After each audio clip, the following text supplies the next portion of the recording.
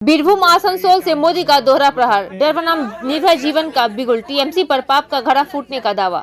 पश्चिम बंगाल के बीरभूम और आसनसोल में लगातार चुनावी सभाओं को संबोधित करते हुए प्रधानमंत्री नरेंद्र मोदी ने सियासी संघर्ष को तीखा और निर्णायक मोड़ देते हुए स्पष्ट कहा है कि यह चुनाव डर और निर्भय होकर जीने के बीच का फैसला है।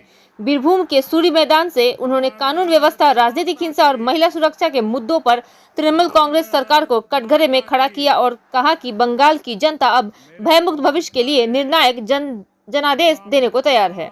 आसनसोल के पोलो मैदान में प्रधानमंत्री का हमला और अधिक धारदार दिखा, जहां उन्होंने टीएमसी सरकार को निर्मम शासन करार देते हुए कहा कि उसका पाप का घड़ा अब भर चुका है। उन्होंने भ्रष्टाचार, तुष्टीकरण और हिंसा को सत्ता की पहचान बताते हुए दावा किया कि पूरे पश्चिम बंगाल में सत्ता परिवर्तन की लहर तेज हो चुकी है और मतदाता इस बार भय, अराजकता तथा भ्रष्ट शासन के खिलाफ मतदान करेंगे। सभा के बाद हेलीपैड पर प्रधानमंत्री ने भाजपा प्रत्याशियों और क्षेत्र के प्रमुख महिला प्रतिनिधियों से अलग से भेंट कर जमीनी माहौल, महिला सुरक्षा, संगठन की स्थिति और मतदाताओं के रुझान पर सीधी प्रतिपुष्टि ली। राजनीतिक हालकों में इस मुलाकात का भाजपा की बूथ स्तर से जन भावना तक पहुंचाने वाली सूक्ष्म चुनावी रणनीति का महत्वपूर्ण हिस्सा माना जा रहा है। देखते रहिए एनआई डिवोर्स न्यूज। मुझे बताइए क्या मूड है, लोग आप लोग जाते हैं लोगों को बताते हैं कि निर्भय होकर के वोट करो। क्या अनुभव आता है बताइए। बहुत अच्छा।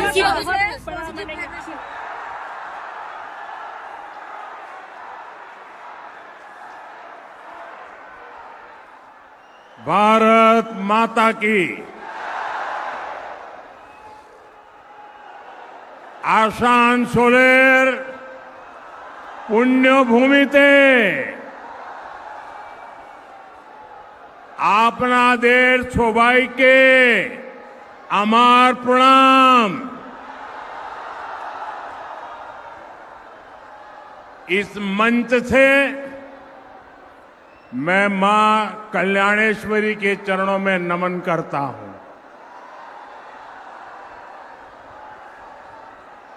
मैं गागर बूढ़ी चंडी माता को भी प्रणाम करता हूं। साथियों, हमेशा की तरह पश्चिम बर्धमान की जनता का ये प्यार, इतना बड़ा जन सैलाब, ये उत्साह, ये जोश, ये माहौल, ये बता रहा है कि बंगाल में परिवर्तन की ताजा हवा चल रही है। बंगाल में परिवर्तन अब पत्थर की लकीर बन चुका है। पूरा आसनसोल अब परिवर्तन चाहता है। पूरा बंगाल परिवर्तन चाहता है। मेरे साथ बोलिए, पाल्टानो दोरकार, पाल्टानो दोरकार, पाल्टानो दोरकार, पाल्टानो दोरकार, पाल्टानो दोरकार, पाल्टानो दोरकार। भाइयों बहनों, ये गूंज यहां से दुर्गापुर तक जाएगी, रानीगंज, सालतोरा और रघुनाथपुर तक जाएगी। ये बंगाल के जन जन की आवाज है। बंगाल में टीएमसी के पापों का घड़ा अब भर चुका है। बंगाल में अगली सरकार डबल इंजन सरकार बनेगी। 4 मई के बाद बंगाल विकास के एक नए युग में प्रवेश करेगा। साथियों, बंगाल की प्रगति के लिए टीएमसी से मुक्ति जरूरी है कि नहीं है? है कि नहीं है? टीएमसी जानी चाहिए कि नहीं जानी चाहिए? क्योंकि आज जब पूरा देश तेज रफ्तार से आगे बढ़ रहा है, तृणमूल कांग्रेस बंगाल को पीछे धकेलने में लगी है। यहां के संसाधन, यहां की संभावनाएं और नौजवानों के अवसर सब पर टीएमसी के गुंडों का कब्जा है। बंगाल की जो संपत्ति विकास के काम आनी चाहिए, उसकी खुली लूट हो रही है। हमारे आसनसोल के लोगों से बेहतर भला ये कौन जान सकेगा? आप देखिए, आसनसोल कोल बेल्ट का इतना बड़ा इलाका है, लेकिन टीएमसी राज में इस पूरे कारोबार पर सिंडिकेट का कब्जा है। कोयले की कालाबाजारी, कोयला माफिया, बालू माफिया, भूमाफिया, ये सब इस पूरे इलाके पर बोझ बन गए हैं। बंगाली मानुष इससे परेशान है। साथियों, आसनसोल और दुर्गापुर का ये पूरा इलाका बंगाली नहीं, पूरे देश के औद्योगिक विकास का बड़ा केंद्र था। साइकिल से लेकर रेल तक, पेपर से लेकर स्टील तक, एल्यूमिनियम से लेकर ग्लास तक, यहां कारखानों की लंबी चेन थी। पूरे देश से लोग यहां काम करने आते थे। लेकिन आज यहां उद्योगों का लगातार पलायन हो रहा है। यहां के युवाओं को घर छोड़कर बाहर जाना पड़ रहा है। पूरे बंगाल का यही हाल है। पूरा बंगाल इसी संकट से घिरा है। साथियों, मैं आपको कुछ आंकड़े भी बताना चाहता हूं। हमारा भारत एक विशाल परिवार है, बहुत बड़ा परिवार है। 140 करोड़ देशवासियों का परिवार है, जिसमें अलग अलग राज्य उस परिवार के महत्वपूर्ण हिस्सा है। ये राज्य जितना कमाते हैं, उतना ही परिवार की, विशाल परिवार की आय बढ़ती है। हमारा देश जब आजाद हुआ, तब पूरे भारत की कमाई अगर 100 रुपये थी, तो इसमें से 11-12 रुपये अकेले बंगाल कमाता था। 100 में से 12 रुपया। लेकिन यहां कांग्रेस और वामपंथी शासन ने सब कुछ तबाह कर दिया, बर्बाद कर दिया।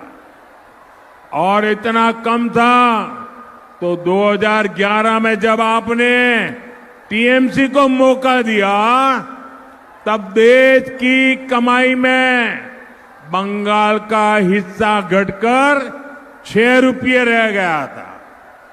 आपने टीएमसी पर विश्वास किया था कि वो हालात सुधारेगी, माटी मानुष के लिए कुछ करेगी, लेकिन टीएमसी ने तो बंगाल के साथ निर्ममता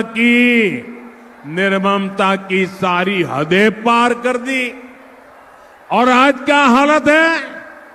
आज अगर देश 100 रुपये कमाता है तो बंगाल का योगदान सिर्फ 5-5.5 रुपये रह गया है। कभी 12 रुपया 100 में से, आज 5 रुपया 100 में से। साथियों, एक आम बंगाली, इसकी आमदनी लगातार कम हो रही है और टीएमसी के विधायकों और टीएमसी के मंत्रियों के, टीएमसी के टोलाबाजों के, टीएमसी की सिंडिकेट के बंगले बड़े बड़े हो रहे हैं। जिस बंगाल में आसनसोल जैसा सामर्थ्यवान शहर हो, जहां इतनी बड़ी संख्या में उद्यमी हो, उस बंगाल को टीएमसी का कुशासन नहीं, बीजेपी की गुड गवर्नेंस चाहिए। ये जो छोटे छोटे मेरे बाल मित्र जो चित्र लाए हैं, उनसे ले लीजिए। और अगर आपने पीछे अपना एड्रेस लिखा है तो मैं आपको चिट्ठी भेजूंगा। मैं आपका बहुत आभारी हूं, इतना प्यार से आप लोग ये सब बना के ले आए हो। बोले भारत माता की, भारत माता की। इस चुनाव में यहां से जो उम्मीदवार है, उनसे मेरा आग्रह है कि आगे खड़े हो जाएं। जो चुनाव लड़ रहे हैं कैंडिडेट है, जो कैंडिडेट है वहां मैं आता हूं। मैं जरा सभी कैंडिडेट को मिलकर के आता हूं, उसके बाद मेरा भाषण शुरू करूंगा।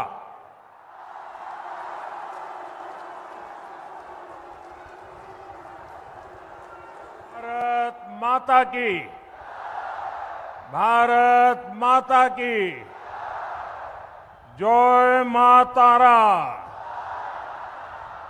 जय बक्रोनाथ, जय जगन्नाथ,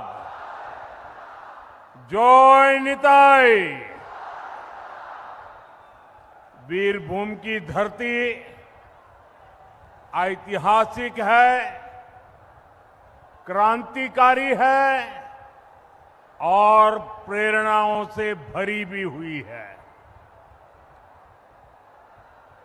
दुकुड़ी बाला देवी, महान साधक बामाक्यापा, भारत रत्न प्रणब मुखर्जी, उपन्यासकार ताराशंकर बंदोपाध्याय, पद्मश्री तृप्ति मुखर्जी और तकदीरा बेगम, ऐसी अनेक प्रेरक संतानों की धरती ये हमारी वीरभूम है। वीरभूम ने संथाल क्रांति को ऊर्जा दी थी। आज उसी वीरभूम में परिवर्तन की आंधी नजर आ रही है।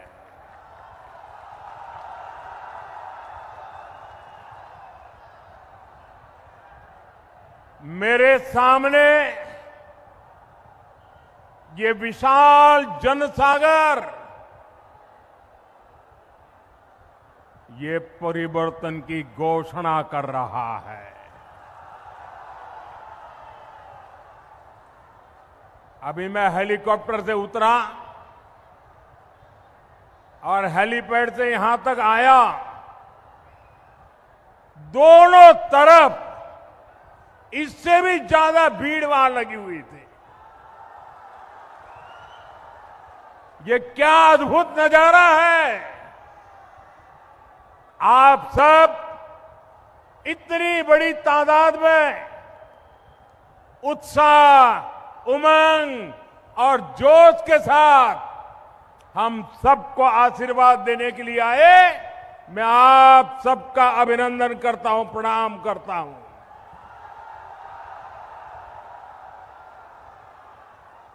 हमारा ये वीरभूम बाउल संगीत की भूमि है और आज यहां एक ही संगीत, एक ही धून गूंज रही है, एक ही गूंज, एक ही संगीत, एक ही आवाज। पलटानो दोरकार, पलटानो दोरकार, पलटानो दोरकार। साथियों, गुरुदेव रविन्द्रनाथ टैगोर ऐसा समाज देखना चाहते थे जहां हर कोई भय से मुक्त हो। लेकिन टीएमसी के महाजंगल राज ने एकदम उल्टा कर दिया। ये मां, माटी और मानुष की बात करते थे, लेकिन मां आज रो रही है। माटी पर घुसपैठियों का कब्जा हो रहा है और मानुष भयभीत है, डरा हुआ है, सहमा हुआ है। टीएमसी के महाजंगल राज का साक्षी हमारा ये वीरभूम है। साथियों, बोगतुई में जो कुछ हुआ वो सिर्फ एक घटना नहीं थी, वो मानवता के माथे पर कलंक था। निर्दोष महिलाओं और बच्चों को जिंदा जला दिया गया। ये महाजंगल राज नहीं है तो क्या है? ये महाजंगल राज है कि नहीं है? ये महाजंगल राज है कि नहीं है? ये महाजंगल राज जाना चाहिए कि नहीं जाना चाहिए? ये महाजंगल राज का खात्मा होना चाहिए कि नहीं होना चाहिए? साथियों, ये घटना टीएमसी सिंडिकेट के गुंडा राज का बहुत खतरनाक सबूत है। माटी आपकी, हक आपका, लेकिन इस पर कब्जे के लिए ये गैंगवॉर चल रही है। बालू, पत्थर और कोयला, ये जो लूट चल रही है, ये टीएमसी के बड़े बड़े नेताओं, उनके आला कमान, उनके आशीर्वाद से हो रहा है। साथियों, बंगाल की माटी पर घुसपैठियों का कब्जा बहुत ही खतरनाक स्तर पर पहुंच रहा है। टीएमसी का सिंडिकेट घुसपैठियों को फर्जी सरकारी डॉक्यूमेंट दिलवा रहा है। पड़ोस से घुसपैठिए अंदर आते हैं, यहां पंचायत हो, अन्य सरकारी दफ्तर हो, वहां डरा धमका कर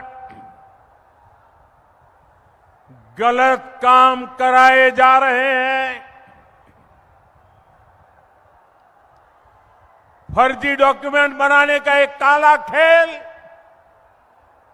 बंगाल की देश की सुरक्षा के लिए बहुत बड़ा खतरा है। इसलिए आज मैं बंगाल के लोगों से एक वायदा करता हूं, बंगाल में बीजेपी सरकार बनते ही घुसपैठ के मददगार लोगों के खिलाफ एक विशेष जांच बिठाई जाएगी।